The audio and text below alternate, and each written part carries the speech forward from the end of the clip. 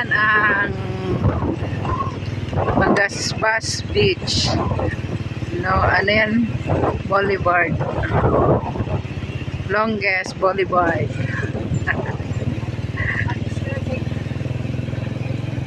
Yan, Daet. I love Daet.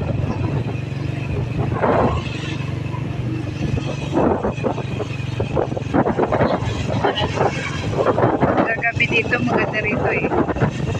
Kasi ano, yung pinag-check-in na hotel ni Ona. Uwi na ngayon.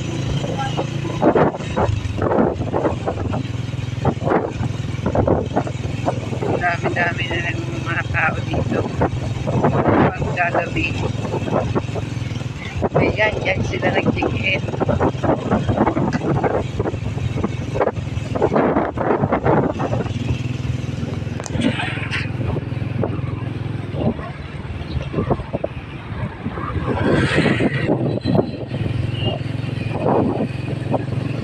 Layo-layo pala niya, no? Kanimok na yan.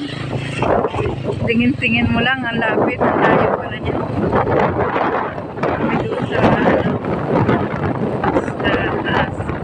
ano yan? Hotel Moco.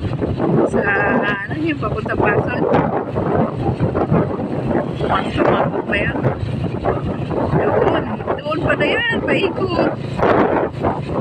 White sand pa na yung anong yan. Kanimok na yan. White sand.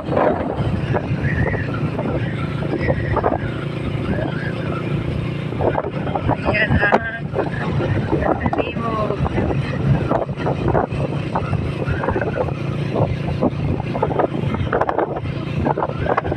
Longest Boulevard.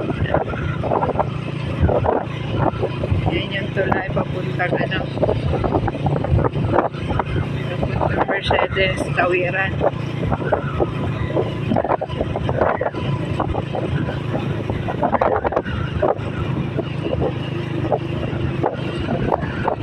Ayan ang magandang maligo kasi maliit lang ang ano, tubig. Hindi masyadong masulog. Na mo ang babaw-babaw, layo-layo na. Pati dyan sa tulay, maliit lang tubig.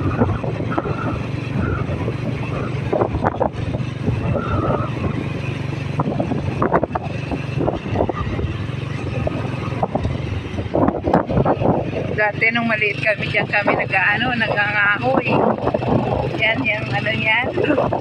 O, bakawan, dyan kami nag-aangahoy yung mama ko. Ano namin eh, pangkahoy. Grabe, ating maray no, maitagang tubig oh.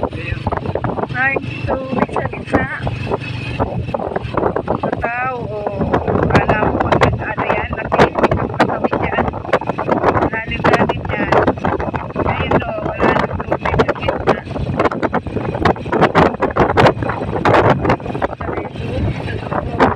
Mga bakawan. Yan kami naman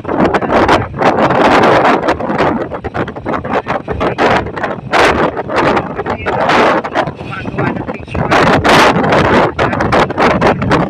Nalito pa yung picture. Ginagawa na malalim pala. Doon kami naligo. Naligo kami. Sobrang lalim na ano kami doon. Nagkitaan kami.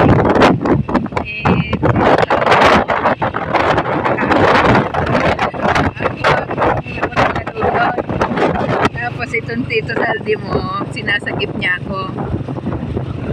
Siya pang nauna, nakikita ko siya. Hindi rin siya nakaahon.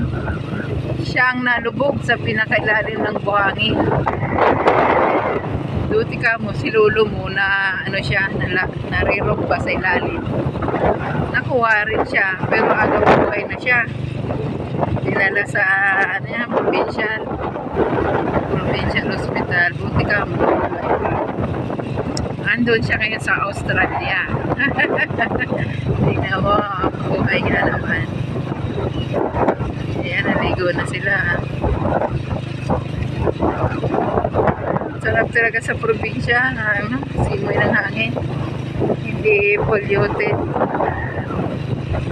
stress ang buhay dito. Ang buhay dito napakasimple lang. Pero sa Manila, napaka-stress ng buhay.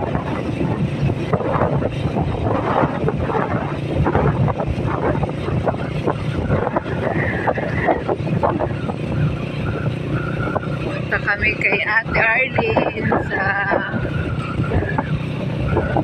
Poster.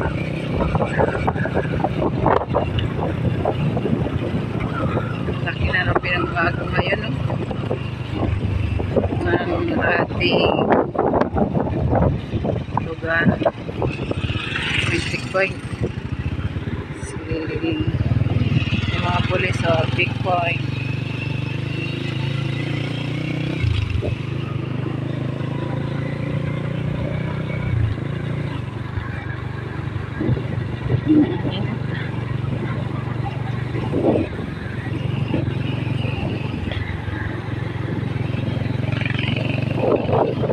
Ngayong Wednesday, na-live pala ako ngayon. Doon na lang muna ako ititain. Doon sa Poster. Iwan mo na lang ako.